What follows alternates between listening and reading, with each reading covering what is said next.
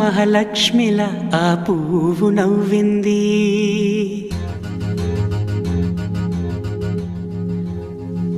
అలాగే నవ్వుతూ ఉండాలని,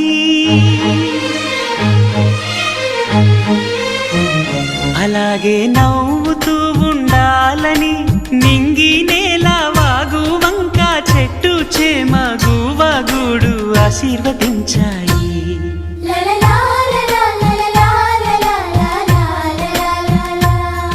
ఒక తోటలో ఒక కొమ్మలో ఒక పువ్వు పూసింది. మహారాణిలా మహాలక్ష్మిలా ఆ పువ్వు నవ్వింది.